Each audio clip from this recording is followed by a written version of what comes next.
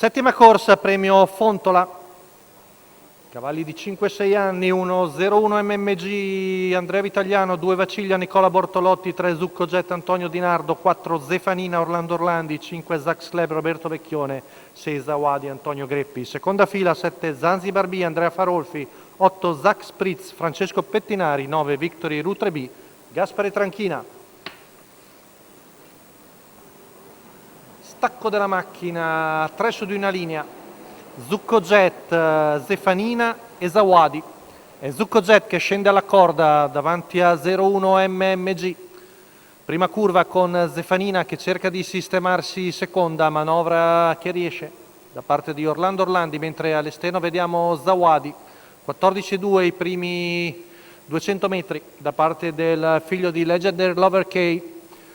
Quarta la corda, vediamo Vaciglia, poi all'esterno anche Zax Club che va a prendere la schiena di Zawadi. Intanto arriviamo ai 400 in 29,5.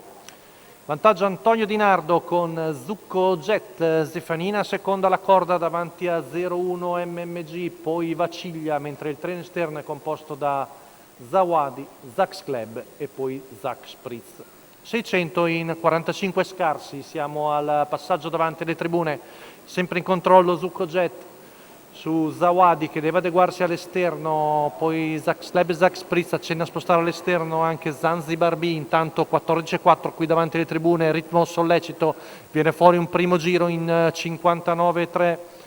Sempre in vantaggio l'allievo di Gennaro Casillo con in schiena Zefanina. Intanto arriviamo al chilometro in 1.14.1, retta di là ancora tonica Zawadi all'esterno, poi Zax Club e Zax Spritz, cerca Zax Spritz di spostare, ma è Zax Club il primo che avanza con Roberto Vecchione che scavalca Zawadi ai 400 conclusivi, ma si getta poi di galoppo. Intanto Zucco Jet sembra ancora in controllo su Zefanina, squalificato. poi Zawadi che desiste, 01 MG che guadagna lungo la corda. Zucco Jet si presenta in netto vantaggio in retta d'arrivo su Zefanina, ultimi 100 metri, Zucco Jet sembra avere partita vinta, è Zucco Jet che viene a vincere pur calando un filino nel finale, mentre 01 MMG impegna Zefanina per il secondo, al quarto Zax Spritz.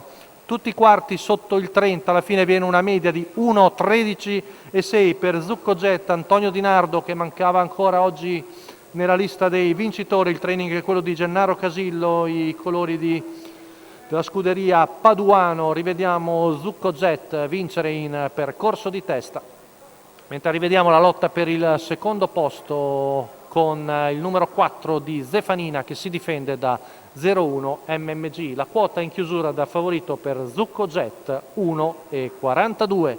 È tutto per la giornata di oggi all'ippodromo Arcoveggio. L'appuntamento è per domenica prossima.